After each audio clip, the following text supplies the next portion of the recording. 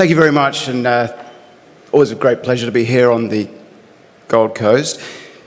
Please read the disclaimer, otherwise our lawyers will cry, and they're very sensitive people. Now, I always talk about doing this a little bit differently. I find sort of 20 pages of geological data somewhat frustrating and probably not all that relevant. In the modern world, you can see an awful lot of these speeches online. So having said that, I start with the same slide that everyone else does. Stage, team, location, and a solid foundation. I'm going to, over the next few minutes, talk about why we're a little bit different, what sets Coda apart. But just to put a bit of context around this, we're moving hard into PFS stage, and it is one of the great pleasures in life to stand on stage with a scope, a plan, and a budget.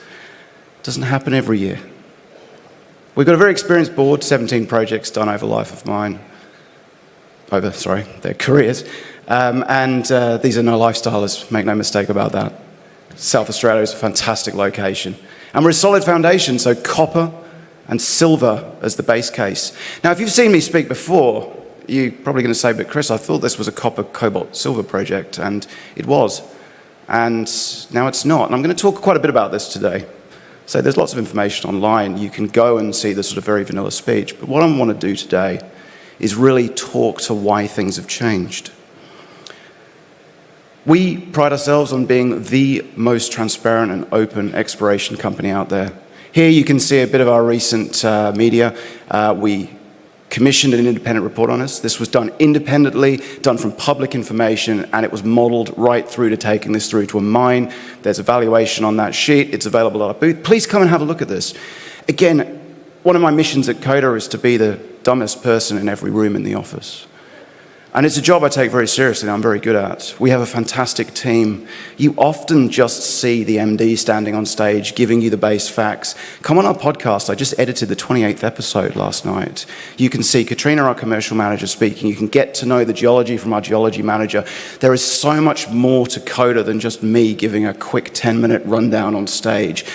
Come and see us, ask us questions, interact with us. I will say this, I don't believe anyone else in this room that you'll see today does what we do in that regard. We're open and we care that you're involved and on the journey. We have a $35 million market cap. I personally think that's outrageous, and I personally think that's going to change over the next 12 months. I'm going to tell you why. For the better, I might add. 250 million shares on issue, phenomenal register, very well supported, really good coverage from major shareholders. We're doing a raise right now. It's a 1-for-3 rights issue. It's got great institutional coverage in the underwriting. We've got about a month to go. They're always a bit painful, these processes, lots of work, lots of stress. But that use of funds, I have done many raises in my career. I've been running public companies for over a decade. This is the first time I've known where the use of funds is going, down to the cent. And I know how it's going to be spent, and I'm excited to get it spent. So that's a really good thing. We're ready to roll. We're ready to get on with the next stages. So I'm going to give you a quick intro in case you're not familiar with Coda. The best place to go is our website, as I say. There's a 4-minute intro video. There's a 40-minute grilling from Matt Gordon from Crux, depending on whether you're a detailed person or you just want the highlights. If you are new to the story, I'll just quickly run you through. We use the term tier 1 like confetti in this industry. It's really quite painful. This is one of the few places where you can actually say it's truly tier 1. Drill results are all very good. We've had plenty of great drill results over the years. We've got one of the largest copper deposits in Australia. But if you can't mine it, if it's in the middle of nowhere, it doesn't help you at all. We have the Stewart Highway running past our front door. We have 2 massive mine spec substations of power on our tenure. We have the Carrapateena Haul Road running between 2 of our deposits. BHP is building a siding 15 kilometres to our north. There's a desal pipeline going past. There's water bore fields in the area. There are fewer places on this planet better to build a mine than this one. And that really matters for the stage we're at. Quickly running you through the deposits. Now, some of you will be familiar with some exploration we did 3 years ago. Actually, getting on for 4 years ago, it was pretty exciting. It was also kind of painful. It's unfinished business. A lot of companies would have gone and found another project or sort of dwindled off into the sense. We weirdly had a fantastic project also on the tenure, quite different. So a lot of people do mistake us for that. This is not the deep stuff. This is 2 open pits and 1 underground. The first open pit, the first one in the mine plan as we currently stand, MG14, just 15 meters below dune sand, 1.4% primary copper. I keep seeing projects trying to convince people that 0.2, 0.3% is mineable. It may well be, I'm not their study manager, but it is hard yards, I will tell you that now. 1.4 in an open pit, beautiful. Plus the silver, great deposit.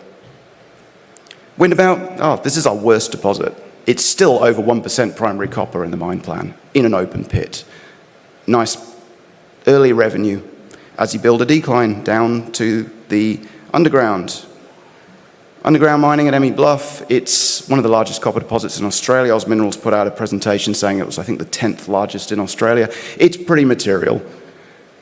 It's about 600,000 tons of contained copper, about 20 million ounces of silver. It's a significant deposit, plus, again, about 20,000 tons of cobalt, which is currently not in our processing plan, which I'm going to talk about in a minute because it's really exciting. You can find all that online. So as a quick summary before I get on with the kind of so what, geology, we're at 93% indicated. Nice, simple, homogeneous ore bodies, 2 open pits, 1 underground. The underground is only at 400 meters. Simple mining, the approvals are advancing. Tim, our operations manager, talks extensively on our podcast about what he's doing with the approvals, and that's advancing really well. And again, a tier 1 location. Now, as an MD, you get a lot of questions about your project, and anyone that tells you there's 0 concerns about their project is lying. You know, there's always things you've got to work on. But the mining engineering isn't something that keeps me awake, and it's one of those things that keeps coming round because it's unusual in Australia. It's under perfect for mining kind of space. Look at this, it's like the surface of the moon. It's great from an ESG point of view. And again, we've tried a couple of times to explain this chart. This is shallow by global standards for a flat dipping ore body. It's flat, okay?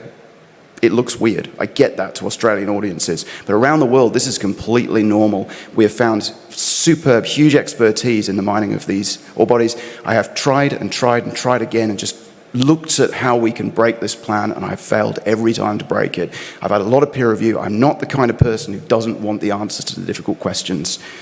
So, again, mining should work very, very well. It's a hybrid drill and blast with mechanical cutting. I'm going to be exciting to see this technology move on over time as well. We're also working on a pure drill and blast base case. You can see it getting mined in panels here.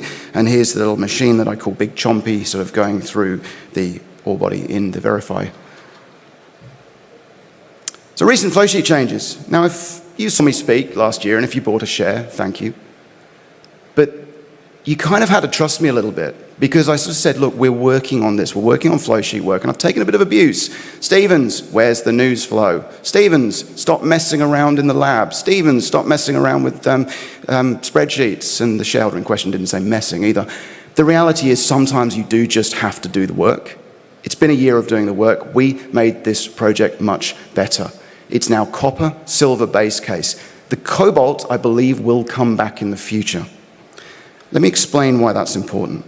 Cobalt is a challenging mineral to process and an even more challenging mineral to sell. It's great because it's on the US critical minerals list. It gets you all sorts of grants.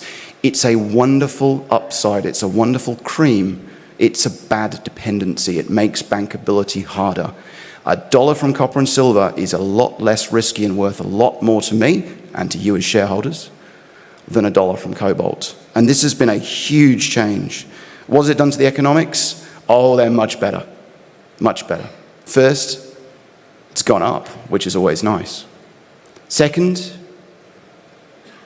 at spot, we used 9,260 copper. It's over 10,000 today. We used $30 an ounce silver. It's over $40 today. At spot, at what Katrina's last model was, we're talking 1.2 billion post-tax. And I'll give you a hint here. Never, ever trust a company that doesn't publish their post-tax MPV, because the ATO wants their share, right? Everyone tries to make it look bigger. That's the number that matters. At today's spot price, it's about 1.35 billion. The IRR over 40% at today's spot price. Phenomenal economics here. These were comparable with our peers. Now they're better. All right. That's all great, Chris. What are we going to do about it? As I said, you kind of had to trust me last year that we were working on the right things. The ASX doesn't really let you articulate a lot of what you're planning. Now we're treading a well-worn path from scoping study, early stage, high risk. People that buy projects do not like to do PFSs themselves. It requires a lot of effort. It's extremely hard work. You need project managers, you need environmental managers, you need to go through heritage agreements. It's hard yards. It's fortunately also our area of expertise at Coda. And we're going to do this PFS. The rights issue will fund it. The next 12 months are going to be really exciting. Couple of quick catalysts, because everyone loves a catalyst. The cobalt should come back in. We took $1.5 billion of revenue out of our model, Aussie, I should say. And I think a lot of that should come back in eventually, but it'll come back as cream, not a dependency. That is very exciting to me. I love upside. I don't like dependency from risky commodities. Lots and lots of work over the PFS. Go watch the podcast on what drives share prices. There's a bit of a clickbaity title. It was something like, what drives Explorer share prices? Got good views though, so the clickbait clearly worked. But the underlying research was real. We put a lot of effort into this. We wanted to know if going through study stages really does make money for all of us. Because I own shares too, right? This is how we get rewarded. And we believe it very much does. And you can see this with a lot of companies recently. You've seen New World Resources, lower production, lower MPV, same CapEx, more advanced. Xanadu been taken out. Rex, just down the road from us, taken out for huge money. Go and read the MST report. Go read the peer comparables. Go and have a good look at us next to our peers. And then go and watch some of our online information. You will not be disappointed, I assure you. All right, so what's the spark? I think we explained. Last year was a little bit tough. Sometimes you just got to get your head down and do the work. We did that. We delivered on those results. And boy, did we really deliver. That change in flow sheet is just hard to emphasize how important that is. I cannot tell you how differently I look at my own project after seeing those results. It's fantastic.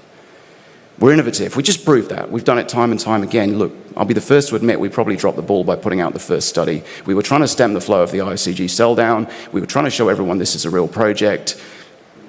People want news flow. The first results were a bit underwhelming. That was 2 years ago. Cut us a break. We've done a lot of work since then. This is now moving. We're now funded to get on the next step. And with copper and silver as a base case, two of the best commodities with the deepest, most liquid markets on the planet, we are primed to move. Catalyst rich, ready to roll. Now, I very rarely take annual leave, but I'm about to head off to Italy to represent Australia in a martial arts at the World Championships. I've generally found when I take time off, the share price goes up. That is not financial advice, I'm just saying. But Coda's DNA, we're a great team. We got a new CFO recently, and he said, look, I've worked in companies where the CEO is really good, but I've never worked in a company where every single member of the team is utterly brilliant. And I really mean that. Everyone else is fantastic. My job is to serve them, to make sure they've got the funds they need, and to bring order and make sure that we deliver on everything, and that's what I'm going to do. As I said, I'm a good fighter. I really care about it. And if you buy shares in Coda, I'm going to fight for you too. In the meantime, I'm going to go and fight for Australia as well. So thank you, and hopefully I'll see you at the end of October in one piece. And I think Christmas is kind of cancelled this year. We're going to be in the field and working. I kind of feel like Christmas is going to be every day of 2026 for Coda. So I'm looking forward to that, and I'll see you next year with hopefully a big smile on my face. Thank you.